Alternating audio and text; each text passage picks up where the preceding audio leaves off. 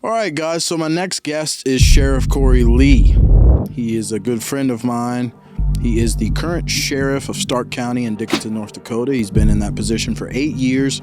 He's been in law enforcement for 22 years, and he was with the K-9 unit of that division for 14 years. Today we brought him in, and we're going to talk about the major issue that's going on in the country right now and something that's all over the news, which is the investigation into the shooting of Alex Pretti.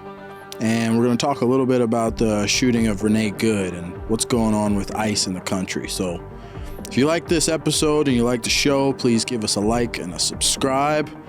Let us know in the comments what you think about these issues. Let's get into the interview.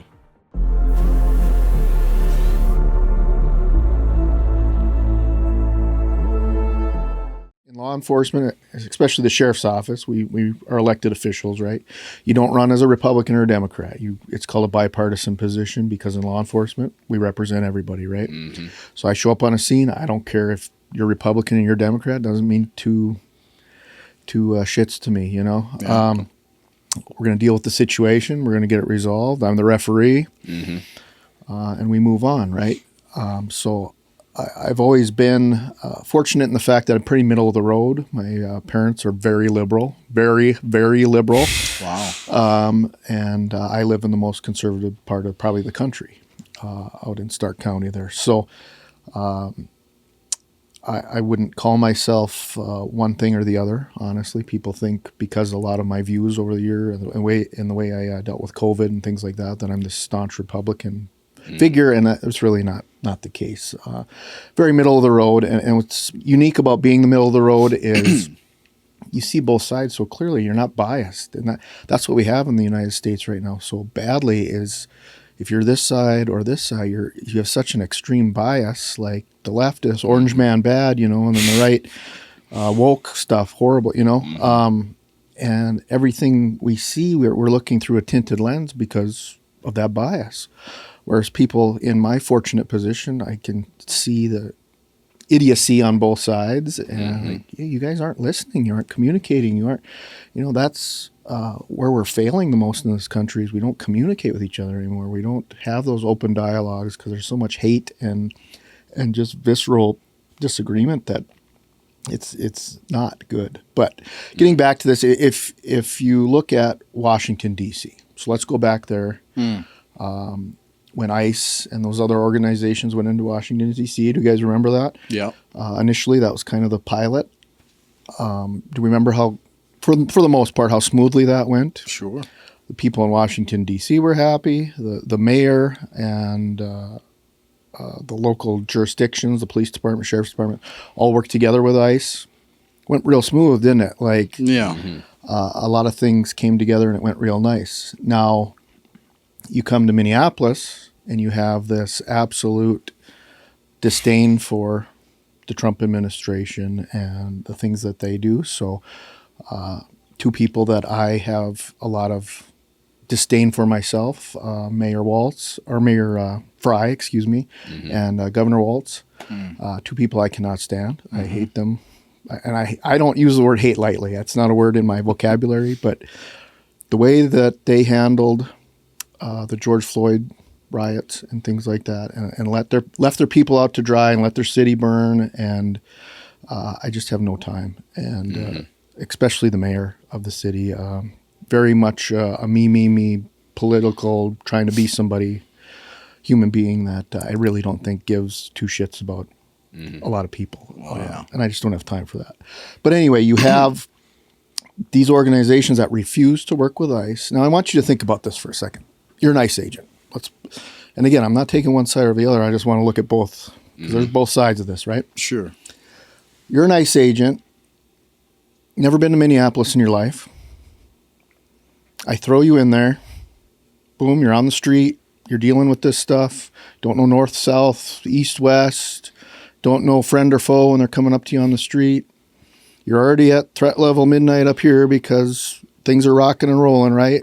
Local jurisdiction won't work with you. And now you're supposed to go and take enforcement action and do all these things. And like I said, you don't know anything from anything. So you're going to always be up here, right? Always boom, boom, boom. Not a good place to be. Whereas I think if you look at Washington, D.C., I go into a neighborhood. I got a warrant for this guy. I want to effect this arrest. This is a bad dude. He's a child molester. He's a MS-13 gang member, whatever. You work with the local jurisdiction. Yeah, we know where he might be at. When we go in there, you're working together, right? Everything's going smoothly. And I'll tell you about my organization and why I do what I do. I work with ICE, okay? Mm-hmm. But here's why I do that. And I think this is what worked in Washington, D.C., and I think this is what should have happened in Minneapolis. If I'm working with them and I'm taking them somewhere, or if I'm part of the program, I'm controlling the narrative, right? Sure. So, hey, you got a bad hombre in town, Corey. We need to find him. Well, we're small enough. We're probably know where he's at. Okay, so come on in. We'll take you there. We'll get her done. Got your guy? Okay, thanks. See you later. Simple. Head on out. Mm-hmm. Because I don't want them pissing in my playground, right? Coming in and just doing whatever. How stupid is that? Right. That's like me if I had a warrant for somebody in Baton Rouge, Louisiana. Oh, Corey, go ahead.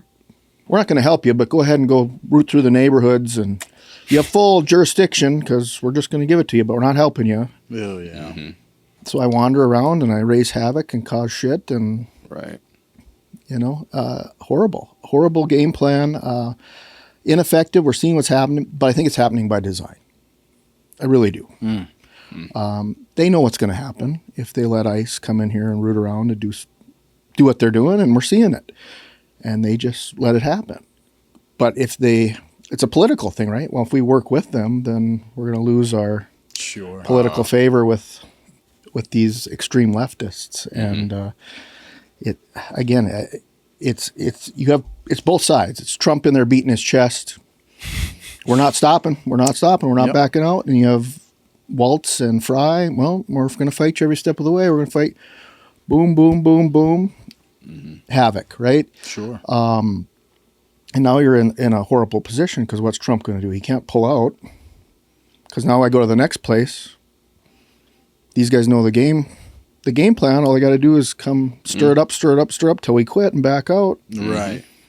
Plus, bad. We It's just bad. took the Venezuelan president, right? So we got this appearance of, this is America. We're coming in and taking what we want, right? And that's Trump's whole thing. Now, for sure, he's not going to back off on this. Well, that man's not going to back off of anything. Right. Certainly, I have the utmost respect for the position. When I talk about Tim Waltz, or I don't even like to say Mr. Fry's name, but, I respect their positions. I certainly don't respect them. And the presidency is really no different. I respect the presidency of the United States.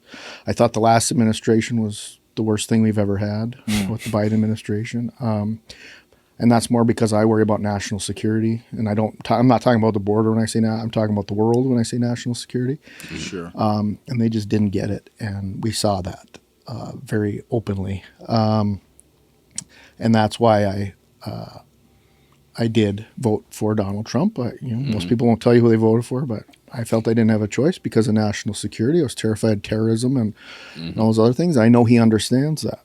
And that was the highest thing on my list at the time. But the man needs to shut his mouth. I mean, it's bad.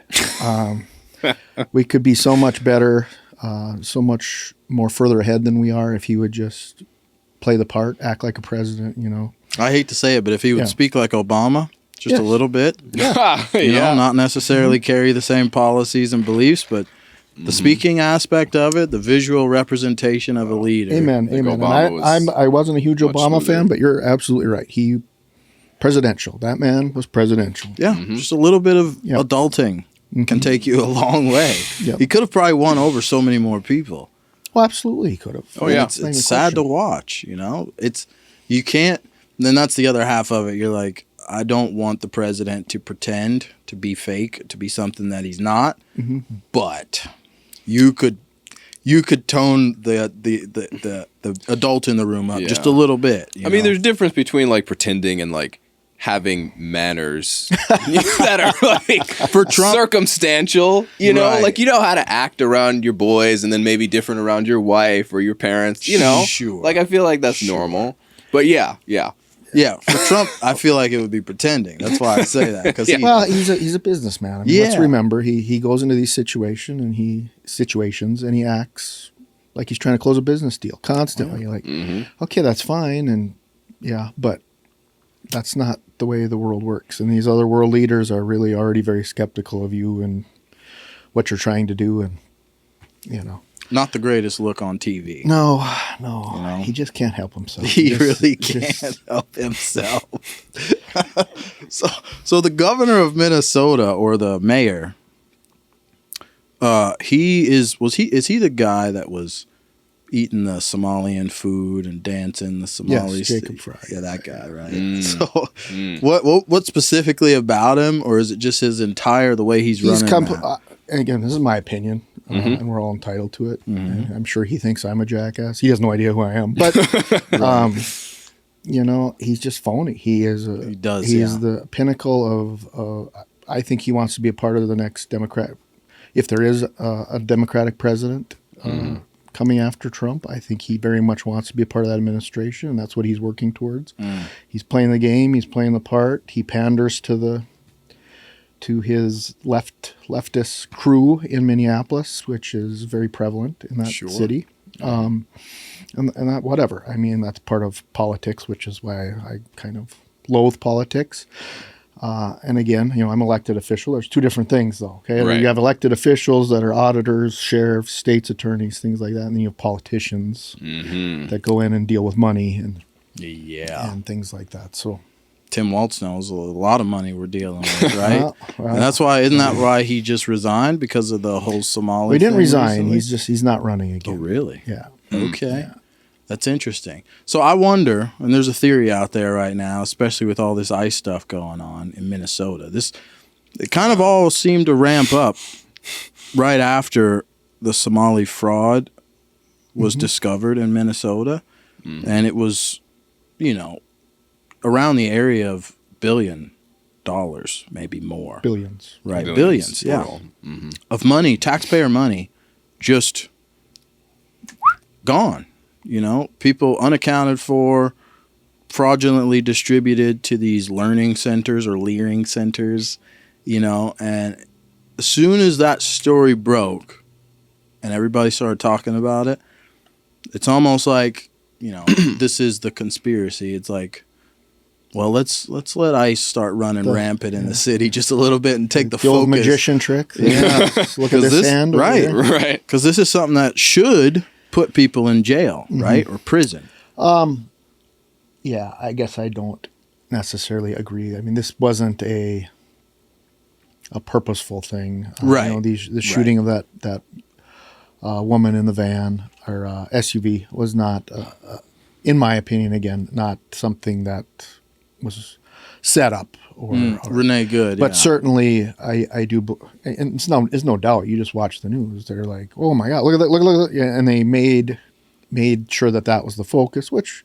it's a big story. It deserves its focus. But I mean, they're riding that horse hard because don't look over here. We got this going on here, people. Let's focus on this. And I think that's why a lot of the political would-be's over there are look at this. Let's ramp this up, make it as big as we can, and so true. Take our eye off the prize. So true, no doubt.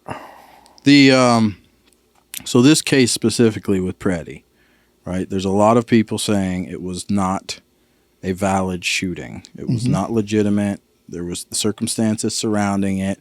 Now he had on him a SIG P320. Right? And I'm sure you know about the P320 and its reputation for negligent discharge. Sure. I watched this video several times, and I formed my own opinion about what happened.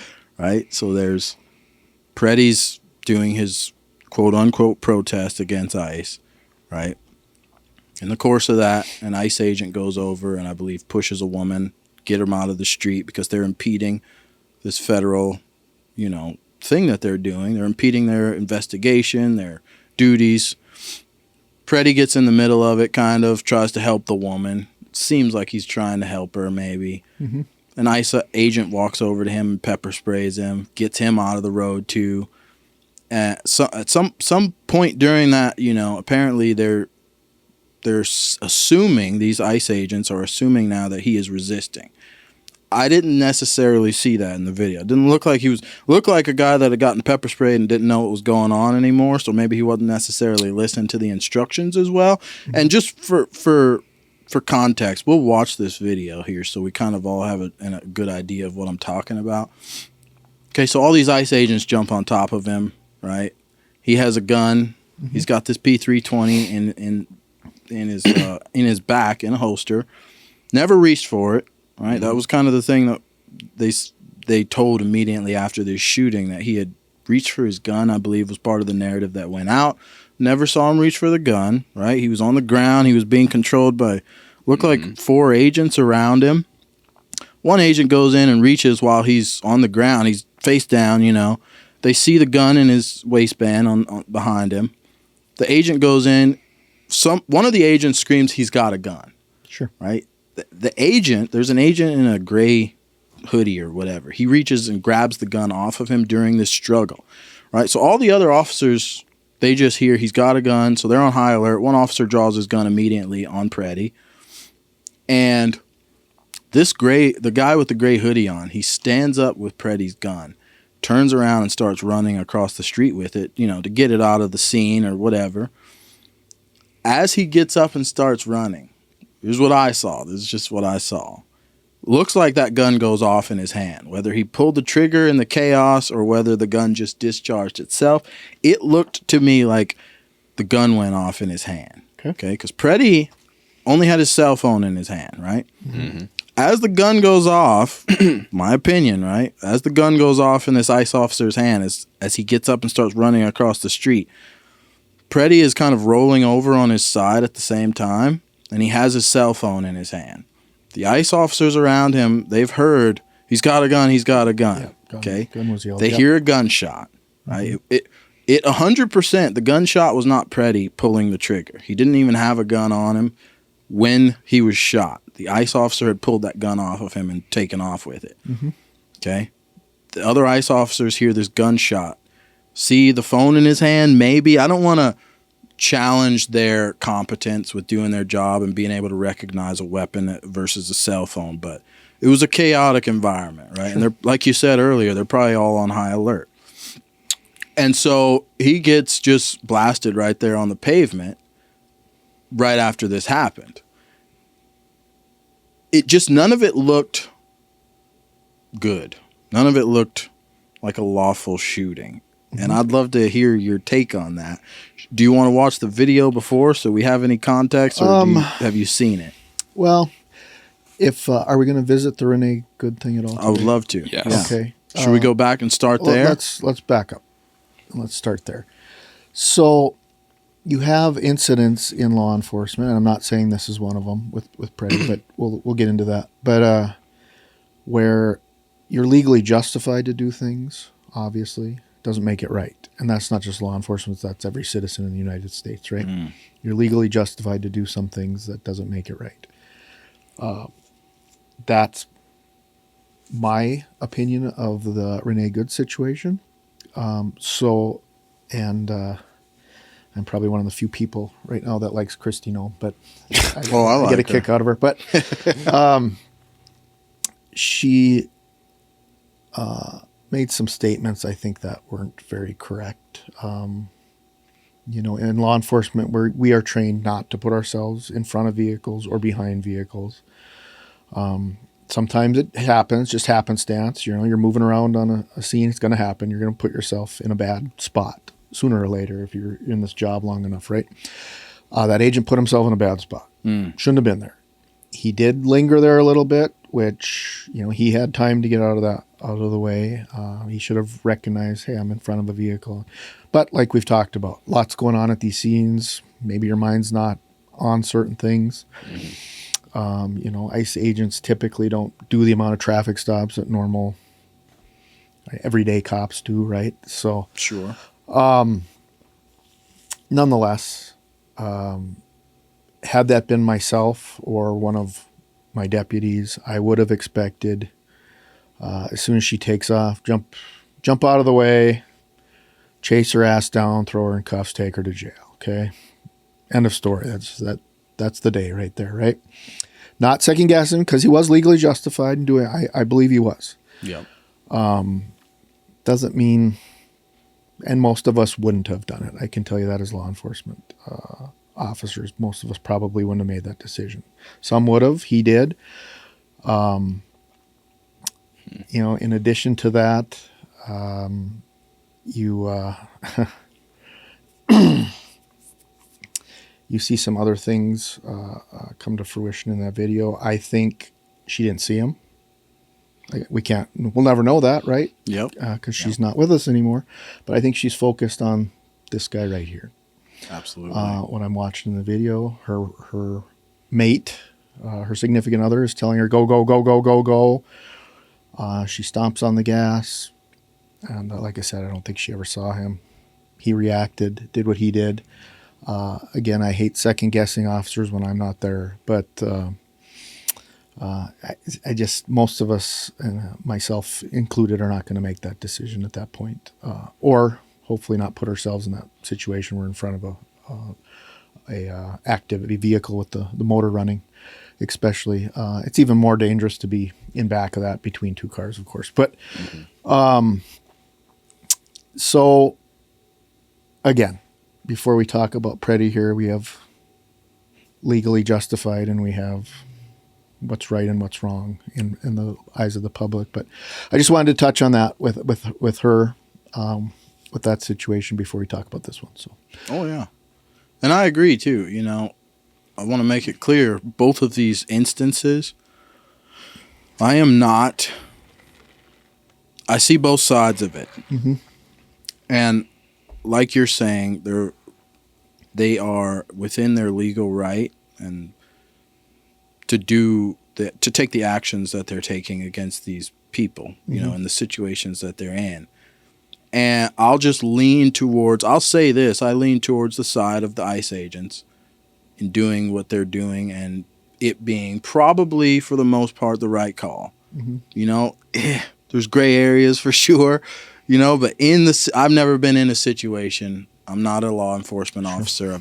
You don't know what's going through your mind. None of us understand the training behind these guys, right? I'm sure you probably know more than any of us. I'm sure you guys have to watch plenty of footage of officers being in situations where they should have used their weapon and didn't, and maybe died because of it or were severely injured. Absolutely. Yeah. And there's so many what ifs, and they're like, lean towards the side of protecting yourself and your fellow officers, as opposed to just, let's give, this deranged individual in front of us all the benefit of the doubt all of the time and just let them have the opportunity to kill one of us. So I'm not necessarily against completely what the ICE agents have done in both of these instances. I see the situation with the Renée Good situation. Yeah, my first initial thought was, why would you stand in front of the I'm a civilian, and that would have been my. But like I said earlier, you don't know, like you were saying, I guess I should say, she wasn't necessarily paying attention to all of them. She probably was just focused on that one agent by her door. Didn't see the guy just step in front of the vehicle. She panicked a little. I'm sure, and I've gotten pulled over before, and the officer has come up to my window just for speeding, or I think I had a tab expired once, and he said a bunch of things to me, and when he walked back to his car, I didn't even hear half of the shit that he said, and I'm thinking about it afterwards. I'm like, what did we just even talk about? Like, what's going on? I'm still kind of in this, and that's just a traffic stop, right? Right. So I'm assuming it's a lot even crazier for people with focusing. And you saw with the Renée Good situation, so they've been dealing with her all day, right? She'd been interfering. True. All day long, right? Or trying to interfere, which I have a problem with that also. But anyway, I'm not going to get too opinionated here today. But I think he was not necessarily comfortable with her, but I don't think he viewed her as a threat. Right. Okay, and then all of a sudden that threat presented himself, and I got to tell you, that is one of the quickest draws I've seen in it was nuts. A long time. He's boom, up, fired off 3 rounds or whatever he did. And, it's amazing how quick like you said earlier, these guys have to react in seconds, and it's your life or mine, just that quick, right? And when you're already at threat level midnight, boom, boom, boom, that stuff is more prone to happen. And that's what happened in that situation. And it's just scary how often we have to do that. And we've all been, as longtime law enforcement officers, this person's not a threat. You get complacent, especially when you get older like myself and you've been doing this job a long time. This person, and all of a sudden, just like that. I mean, and when you're dealing, especially with mental illness, I've had, the one that just pops into my head, where I probably should have been killed. We were dealing with a domestic situation. I don't want to get too far off track here, but it's an interesting story, tidbit. Domestic situation one night, I don't know, it was 1, 2 in the morning after the bar closed. We go in, and one of the first things we're taught in the academy is don't talk to people in the kitchen. What did my dumb ass do? I took this, it's an apartment, it's smaller, so I'm talking to this female in the kitchen, and the other 2 officers take the male to the back bedroom. We're talking to him, get them separated so they're not yelling over us. All of a sudden, she lets out this, and I'm having a fine conversation. She's intoxicated. We're having a fine conversation. All of a sudden, she lets out this beller, turns towards the sink, grabs a knife, and cuts her arm repeatedly right down to the bone. Oof. So I grab her from behind and do the old movie scene, banging their arm on the, and got her to drop the knife, threw her on the floor. At this point, I'm covered from head to toe in blood. It looks like a horror movie. There's blood on the ceiling. The kitchen floor is completely covered. She lived, thank God, but I've never seen anybody lose that amount of blood and live before, but she did, thank God.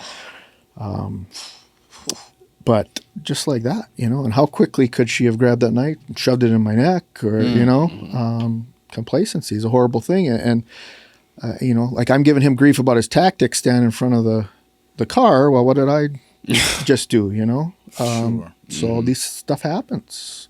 We get comfortable. We think somebody's not a threat. It's routine. It's mundane. And then all of a sudden, wow, just like that, In a situation like that, I'm curious. She now has a deadly weapon in her hand, in very close proximity to you.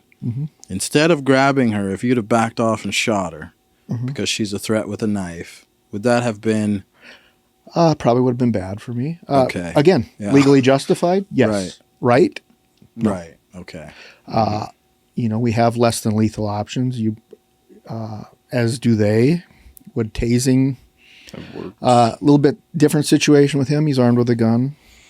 Guns up here, tasers down here. We meet the force or we go above it. And again, I'm not saying that's the correct situation with him. We'll watch that and we'll dive into that. But with her, could I have tased her? Yeah. Could I have smacked her with a baton? Could I have done a lot of things? Training and reaction, right? You're not really trained to grab somebody with a knife like that, but right. That's what I did, and it worked out, thank God. So, I think in my career I've always erred on the side of, there may be some people that have met the dog that I could have probably handled differently. Was it justified every time? Yep, not suing me today. Justified every time. But I could have probably used a different tool. Sure. But that one was so effective, constantly, over I and would over have again. used it. Yeah. That solved a lot of hairy situations. So Those dogs ever get hurt in the process of that? for sure. Yeah. For sure. The monster I had, the second dog I had, was just, he was something. We had you let emotions get into things sometimes when you're doing this job. He broke into a church, so I was already pissed off about that. Who breaks into a church, Yeah. So we typically announce at the doorway, give the guy a chance to surrender. Legally, that's one of the things we have to do. Unfortunately, now he knows. If he's down there with a gun, he knows we're coming, so that sucks for us. But it's just the way we operate.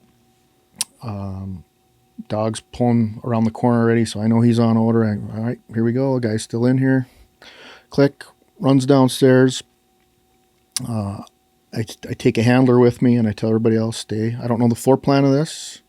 This is not the way we do things anymore. This is old school stuff. But Yes. I don't know the floor plan in here. If the dog comes running up around, he's going to maybe not recognize you guys. It's pitch dark in here. I don't want somebody to get bit. So I'm just going to take, this guy with me because he's also a handler. He knows the drill.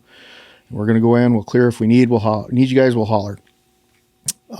Start going down the stairs, and I could hear my dog on a bite, just eating somebody. Oh, yeah, okay. And you just get excited. You can't help it. Come down the stairs, flip the lights on our guns, the tack lights, light him up.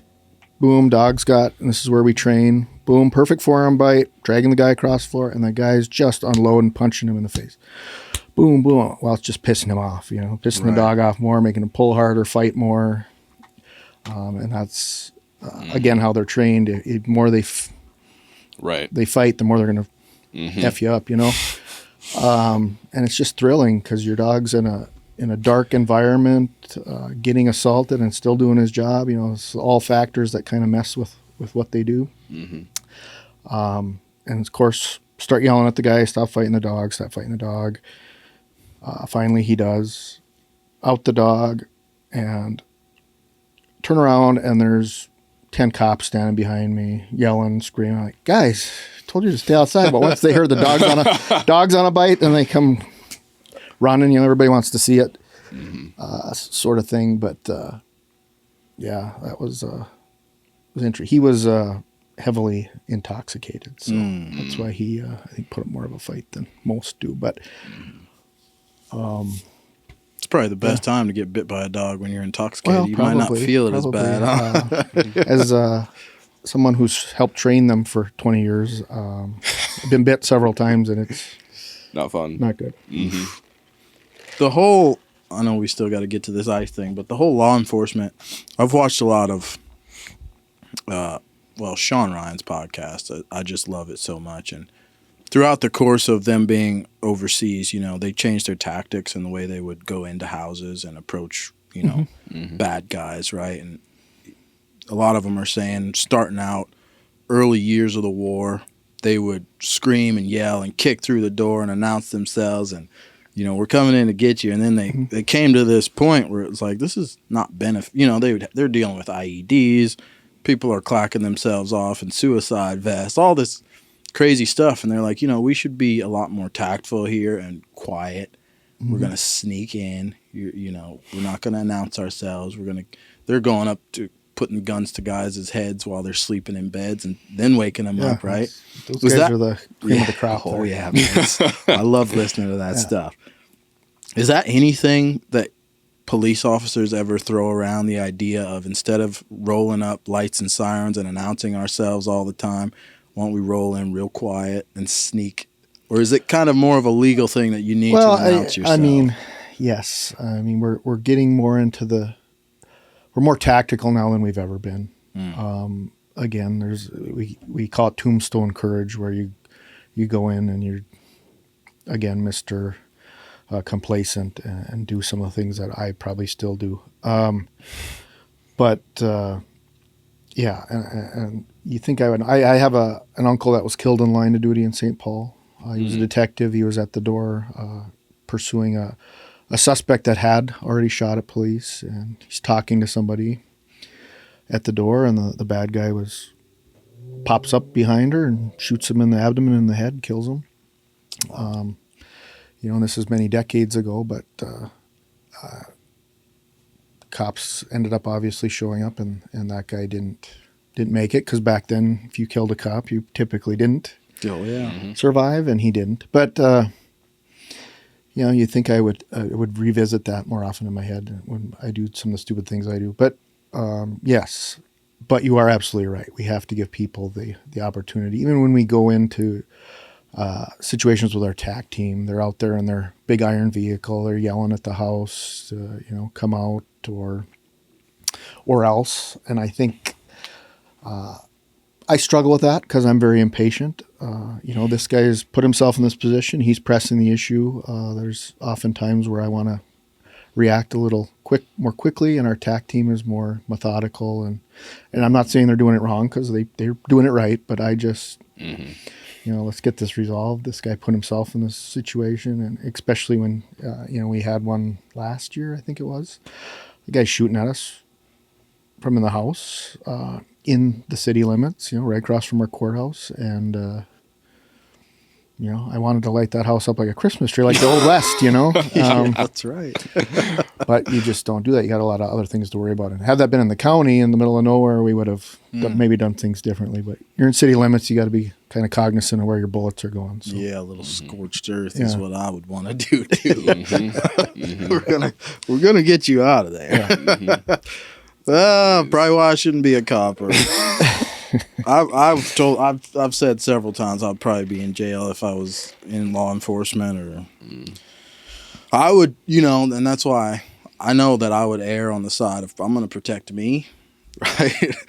I'm just going to shoot you. I'm going to kill you. That's why I try to give grace in a lot of scenarios like this, where we're not playing with BB guns, Right. These people have weapons, they have knives, they have guns. They can kill you. This is real life scenarios. You can't play around with your life like that, or the lives of your fellow officers behind you, or to your left or to your right. So, maybe shoot first and ask questions later. Might not look so good on a video camera, but I heard a shot. Everybody said he had a gun. Let's deal with this later. I don't know. It's kind of a tough one. Scene we're going to watch here. Well, let's check it out. So yeah, this is the Alex Pretti shooting, and something I didn't mention is apparently before this incident, Pretti was, you got sound? Pretti was, he had a run-in with law enforcement, I believe it was a day or 2 days or whatever before that, where he was spitting on officers. So, they painted him out, just like the George Floyd thing. They painted him out to be an angel of a human being. Of course. Just a peaceful protester, right? And that's another thing that I don't see with this. I don't see these people as being protesters. They're interfering with law enforcement. They're actively just...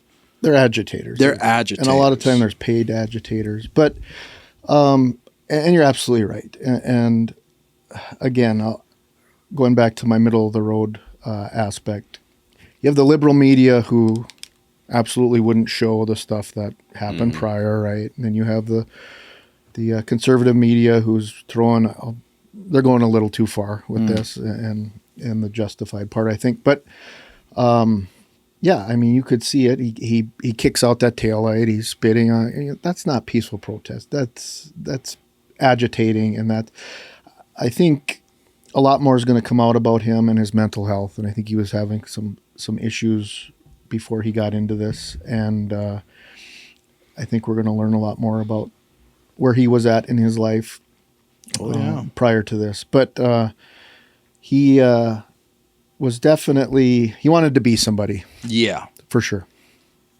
Yeah, he wanted to be the hero here in this story, and we find out very quickly what happens when you do that with law enforcement.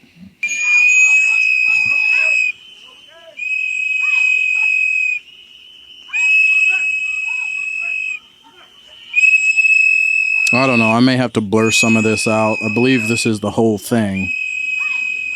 So they're pepper spraying him and pushing him. Stupid whistles. The fuck, people? The fuck is wrong with you? Honestly. So there's the guy with the gray hoodie right there. He's grabbing for his gun right now to take it out of his... Now he runs across the street, right? We hear a shot, and everybody drops him. What did you just do? What the f*** did you just do? What the f***? There are a couple angles to this, and I wish maybe I can play them. There's another angle to this. So here's another angle, I believe.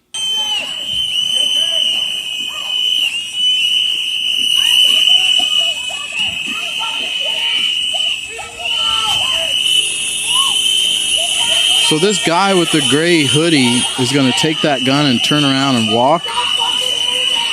I could have swore it went off in his hand.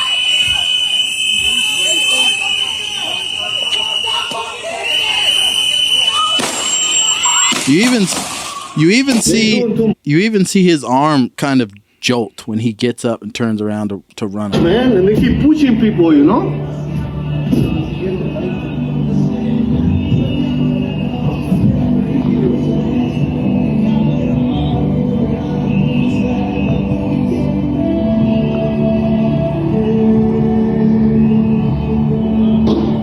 Oh shit! What the? North Dakota buyers and sellers. If you are tired of agents that lie to you, of agents that don't understand how to market your home, and they don't know how to write an offer that is winning, my name is Silas Jackson with Capital Real Estate Partners, and our brokerage, and myself especially, represent the exact opposite of those characteristics. So, for that reason, I'm happy to work with anyone that doesn't like those things. If you do enjoy those things, feel free to indulge in working with those agents. No shame, but if you're looking for something different, if you're looking for an agent that you can trust, then I am here with you and for you at Capital Real Estate Partners. I know this looks like a lot from the beginning, and people aren't. I think you're getting a lot of fodder thrown at what starts this off, right? Sure. I don't see anything wrong with it. These guys are trying to effect an arrest, clearly.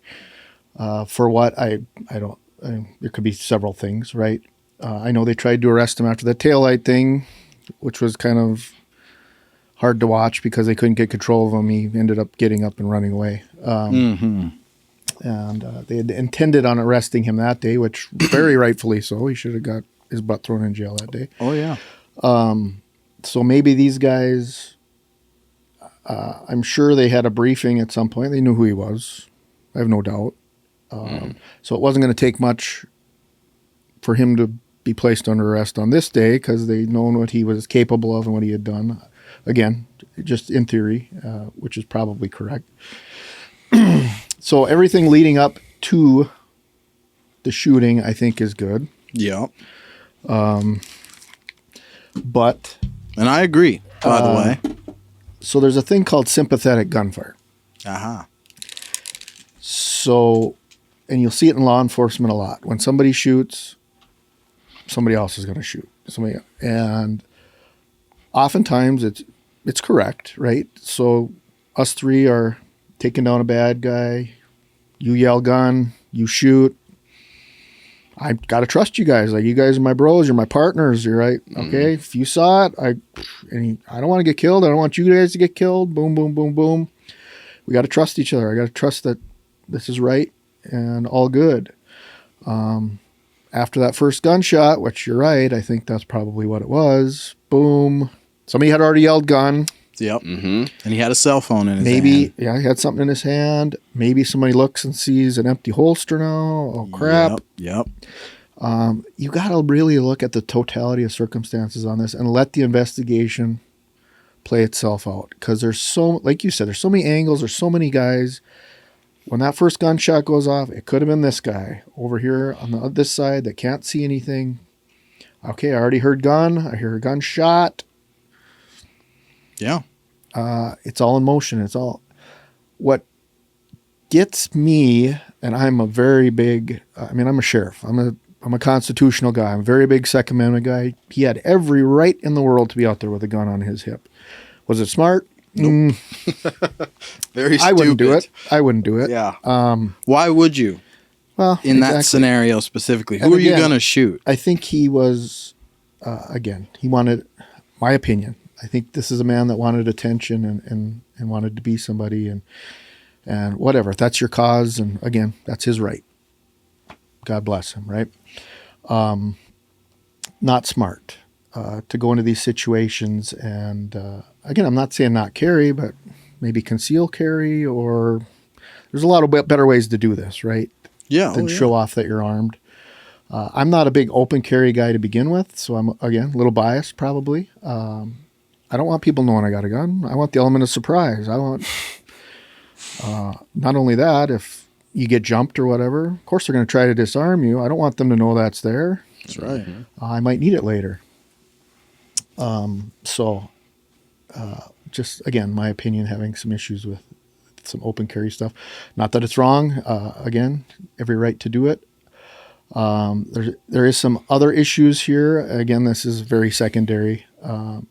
He's out there open carrying. In Minnesota, you need to have your concealed weapons permit and you need to have your driver's license to do what he's doing. Didn't have either of those things on him. Yeah. Again, that's besides the point, but it just shows that he was open carrying illegally, technically, by the letter of the law. Sure. And not only that, once you begin that resisting arrest phase, you are committing a crime. Once you are in the process of committing a crime, you no longer have the right to possess that firearm. Technically, by letter of law, you're committing a crime. You are no longer either under concealed carry or what we have in North Dakota, constitutional carry. You're no longer legally carrying that firearm because you are essentially committing a crime. Again, very true. That's just, again, just if you're dealing with letter of the law stuff, has nothing to do with how this transpired. But unfortunate, very unfortunate circumstance. I understand how it happened. I understand why it happened. I see it, yeah. Does it make it right? Like we went back to, like we started this conversation, does it make it right? No, probably not. But again, these guys are at threat level midnight. Somebody yelled gun. I had to trust my partners. The accident, like we said, if that's an accidental discharge, it's unfortunate, but that's the catalyst for what 100% occurred. So, and then did that agent have every right to take the gun off him? Absolutely. Yeah. Absolutely. Obviously, it was loaded. Again, which is perfectly legal for him to carry a loaded firearm. Sure. But when we put ourselves in situations like this, there's potential for problems. And this is what I tell people I would deal with all the time. You know, I'm very much in the avenue like drug users. I don't like drug dealers. I got no time for drug dealers. They'll deal anything. They're there to make a buck, right? Drug users have a problem. I don't think jail is the place for them. I think rehabilitation is the place for them, right? I don't think punishment is necessarily going to get them where they need to be. But things like this, yeah, I'm going to stop there. Kind of had that shit coming, you know, in a little. And I say, I'll explain and where I was why. going with that is if you're going to draw attention to yourself, and this is where I kind of lost my train of thought there, but when I would catch people with narcotics out on the street, or if I pulled you over and you have this is a classic example. You have a suspended driver's license. Yeah. Okay. And again, I've been very lenient over the years. I pull you over. What are you doing? I'm on my way to work. Your driver's license is suspended. Yeah, I know. Well, I know. You got to go to work. How are you going to pay your fines? How are you going to support your family? Technically, are you suspended? Yeah. You know, typically I would just give them a ride then and not cite them. I understand why you're doing it. Makes sense. Now, if you're out at 2 a.m. peeling your tires and I got no time for you. You're drawing attention to yourself. You're getting cited for driving under suspension, right? Great point. So if you go to things like this and purposely draw attention, I'm not saying you should be killed Right. or hurt, and I'm very anti-violence, kind of an empath, honestly. But you draw attention to yourself, bad things are going to happen. And these people are there to purposely draw attention to themselves. Truly. So, And a not theory, good things are going to happen. right?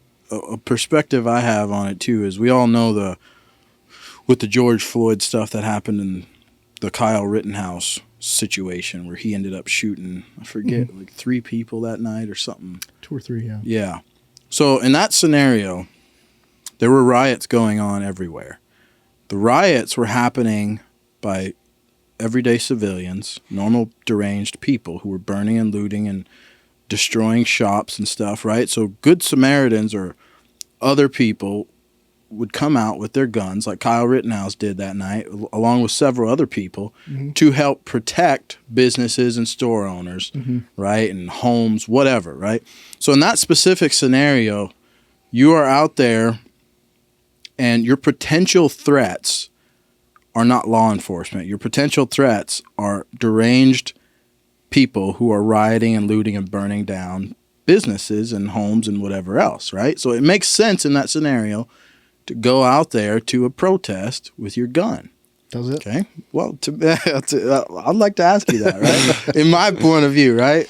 I mean, it's dangerous. I can't say what I just said about this side. Hypocrisy is my biggest. No, I can't stand it. Are we all guilty of it? Yes. For sure. On a regular basis. But I can't stand it. If I ever catch myself doing it, I lecture myself and I stop doing whatever I'm doing. Okay. But you can't say that what this guy was doing is not okay and then say what Kyle Rittenhouse did was okay. Because it's not really any different.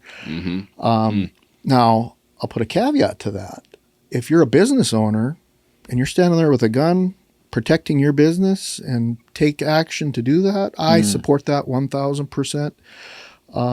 Different story. Right. Kyle Rittenhouse is just out walking the street like a vigilante, 18-year-old kid that knows shit about shit, Truly. No life experience, and he thinks he needs a recipe for disaster. Right.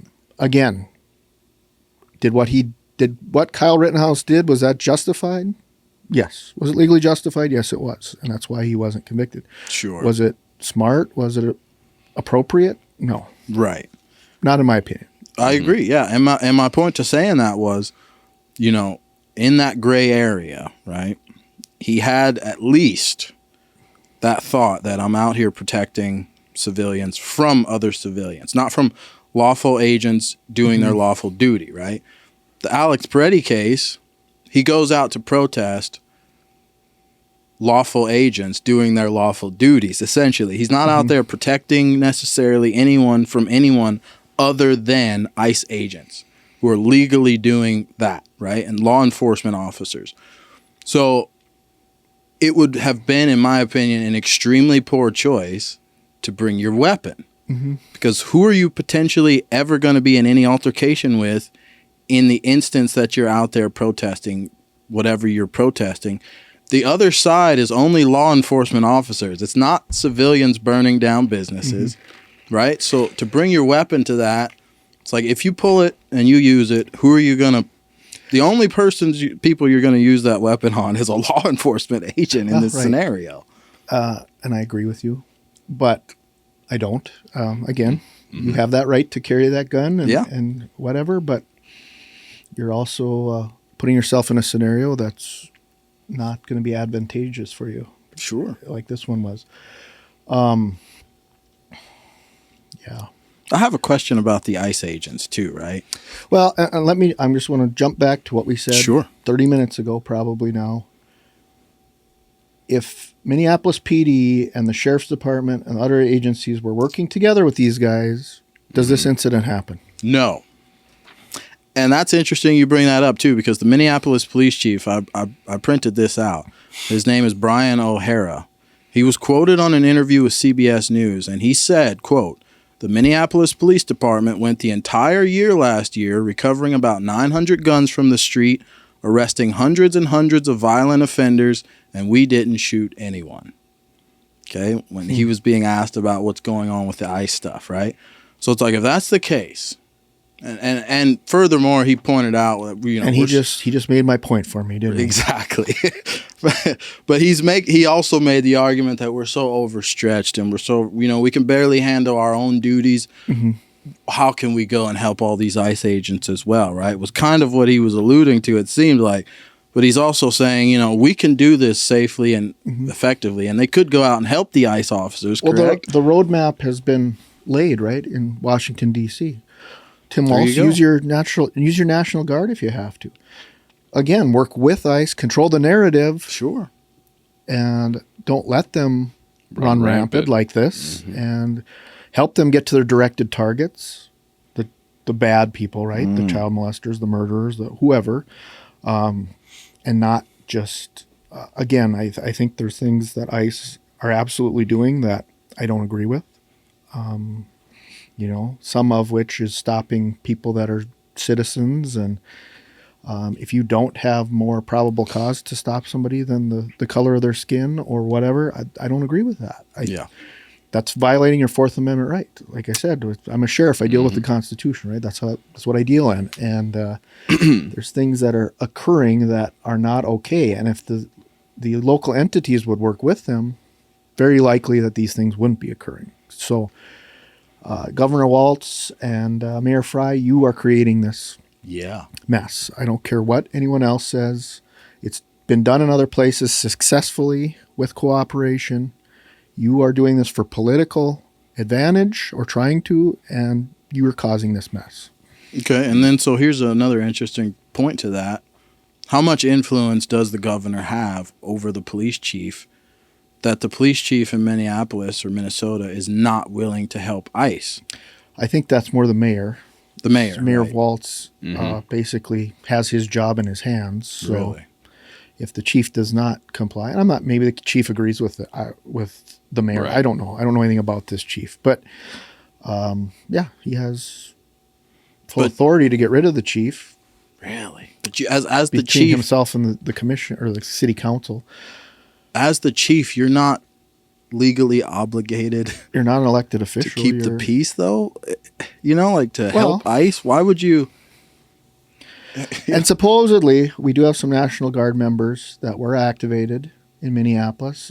Again, I don't want to go too far with this because I don't know how true it is. I saw articles in the news, which you clearly can't believe anymore. But Right. the National Guard members were handing out coffee and donuts and hot chocolate to the protesters. So I guess they were using the National Guard to really Interesting. do good things there. I was being sarcastic there, but Yeah. What the hell? Right? The other question I had about this, okay? Police officers, in their regular line of duty, FBI agents, not even the National Guard, runs around the streets with full face masks on. Okay, and I feel like ICE is a legal entity, right? They have every right to do what they're doing. I feel like it's an added, unnecessary, antagonizing point that they run around with their faces covered like ninjas and doing the things they're doing. You know what's funny to me? I'm going to be kind of a... I love it. I hope you disagree or what, here. Yeah. You go back 5 years or back to 2020 and we didn't have our faces covered. We were villainized as law enforcement officers. Right. If you walked around without a mask on during COVID, Right. Isn't that crazy? And I'm sorry, I'm not trying to pick on the left here, but that was them back then. Oh, yeah. They vilified us. I had death threats in my office all the time because I made it clear. I was the first sheriff in North Dakota and probably one of the few around the country that said we're not going to enforce mask mandates. We're just not going to do it. First of all, there's no medical backing that a mask prevents you from getting COVID. If you're sick, you wear a mask and that keeps germs from going out, right? And that's why doctors wear masks, Right. so they don't make the patients sick. As far as walking around, this is our society. We're constantly touching especially kids, touching your face and, well, I got to adjust my mask. Well, what did you just do? You just put germs all over you, absolutely asinine. And, no, but now they're wearing masks and now it's not okay. But, Right. I think the reason they're doing that, or I know in some cases, is because of the doxing and all that stuff. These guys have families, they have friends. And once these especially the paid agitators, figure out who they are, they can have people in front of their houses. They can have people harassing their wife and children and family, parents, siblings. That's how bad it's getting for these folks. Okay, but police officers have the same risk, and they're not wearing masks. Sure, right? but I don't think we're being approached in that manner yet. Right. These guys are. This is true. And you wonder why. Maybe I will after I do this podcast.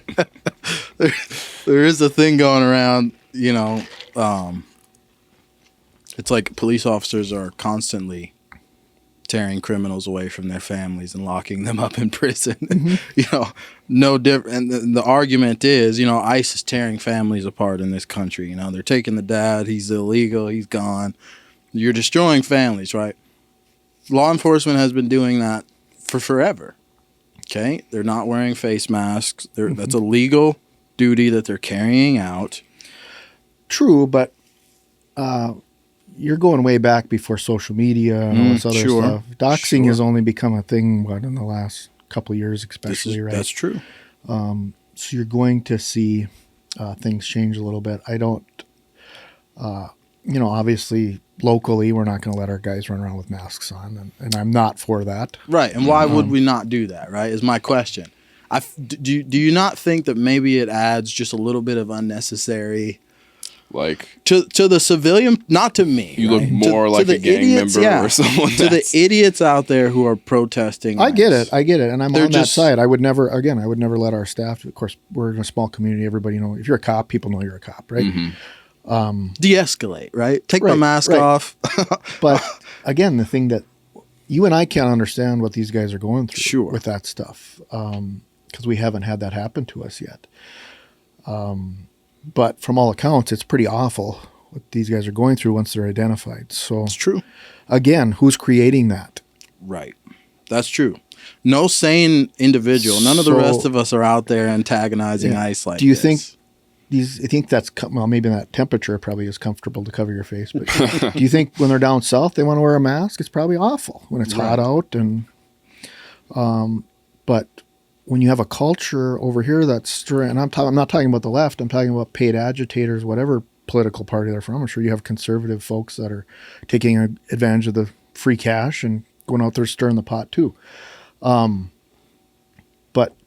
to create that environment for them when they're already up here, and now I got to cover my face and it's 80 degrees and I'm sweating my ass off. And, and of course you'll see ICE agents that don't care and they're just out there without the masks, but there's guys that are legitimately worried about their families getting harassed or worse. I do get it. Was there any question that you wanted to ask him about this Pretti shooting specifically? It's just interesting to me as we're reviewing it because it seemed like a big part of the catalyst was what seemed to be a misfire with the gun. Based on what I could see here, it seemed like there was some kind of misfire. And that he almost he might be alive if there hadn't been a misfire. Which seems like, would you say it would be like a standard procedure to be like, if we take the weapon away from someone, should we notify the other officers that it's been removed from the suspect and are no longer armed with a dangerous weapon? Yes, and we're trained to do that. Okay. But in this situation, again, you're locked in. Everyone's screaming around you. Mm-hmm. Do you even hear that? Right. Chaos. So again, I don't know if they were. Again, there's a lot more that needs to unfold from Yes, totally. To determine whether or not these shots were legally justified. I think at any case scenario, I think there's going to be civil liability there, without doubt. But as far as criminal charges being filed or even the convictions being made, who knows? Who knows? There's a lot more that needs to unfold before we determine that. But to your question, when you're in a chaotic situation, and I was always one up, like not always, but typically when I had a dog out, a dog barking and screaming and yelling, and it was even more chaotic, right? So you're not always hearing things. You're dialed in. People are screaming. Yep. Obviously, it's our job to focus and lock in, but I think and when that gunshot goes off, that changes the dynamic again, right? Yes. You're already up here now. You can go up even higher. So. 100%. No, I completely respect everything you're saying. I guess my thought process is like, it's just unfortunate because I completely understand being in the position. You hear a gunshot, we said gun, everything's super high, and then this happens. It's not irrational for that to happen. Like, it makes sense. I just think it's unfortunate. It really is. Super unfortunate. Yeah, Absolutely. it's just really unfortunate. It's very much my opinion. He should be alive. Renee Good should still be alive. And then we can continue that thought by saying he shouldn't have been out there. She shouldn't have been out there. So many things shouldn't have happened. Yeah, and I don't want to go to the length of they shouldn't have been out there, because absolutely they're right to be out there. But not what they were doing. When you take it to the next level, you're creating chaos. And when you create chaos, bad things happen. And wasn't my point earlier with the suspended driver's license. If you're going to create chaos and draw attention to yourself, you're going to get some attention. And if these guys are so dangerous, like everybody says they are, why do I want their attention? Why do I want them focused on me? Great question. So you're kind of, again, they're being a little bit hypocritical. You know, if you're an ICE agent, you're dangerous. I'm not. I'll yell at you, but I'm going to do it from over here. You know? Yeah, but that requires common sense. Yeah. Right? And one thing that we had talked about, I know we're beating this story up completely, but just one more thing was, I don't know, ICE officers, do they have the ability, just like normal police officers, to do like a traffic stop and arrest you for that? Because in the Renee Good situation, right, she was impeding. She was blocking the road with her car, all of that. Does that allow those agents then, obviously I'm assuming it does, to arrest her as would any normal officer? Do they need a scenario like that? Well, they need a reason, obviously, to make that stop. And with her, she was whatever they were going to, I'm assuming obstructing or hindering or whatever the law in Minnesota is, because every state's laws are different. Federally, there's some different quirks and things, but they do. But to make just an everyday traffic stop, they would need the immigration piece. Why are you stopping this? They're not stopping them for speeding. They're not stopping them for not using their turns. They're stopping them because they believe there's an immigration issue, a legal immigration issue. Okay. How many, you said you work with ICE, how many arrests are being made here, do you know? Our agreement with ICE is pretty simple. And again, we're small potatoes to them. But sure. When we have someone in jail that is undocumented for a significant crime, typically, not like a traffic, something significant, they look at our jail roster every day, supposedly. That's what they tell me. And if they see this person's in there, undocumented, committed a significant crime, drugs, thefts, things that are significant against society, they'll look at them, make the decision to whether to deport them or not, and then they'll take them out. But we have had a couple instances now where I think they were looking for an MS-13 member with a significant background sheet. They came into town. They let us know they were there.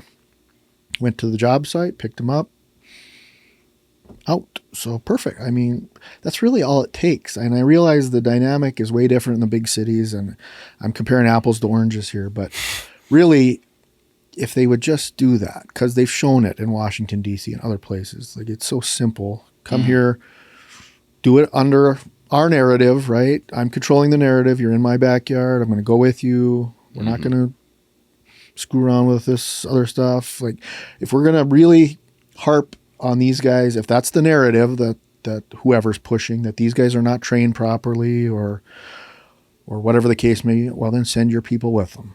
Right. Control the narrative, direct them where they need to go, do what they need to do. Because there's bad hombres out there, right? There's terrorists in our country by the thousands that have come across. If you listen to the CIA and other organizations, there are multiple trained suicide bombers. I mean, when I say multiple, I mean thousands in the country right now. Suicide bomber trained that came across the border, and then they lose track of them, obviously, from there. So that's, again, I'm a national security guy. That's why I don't mind ICE going out and doing what they're doing.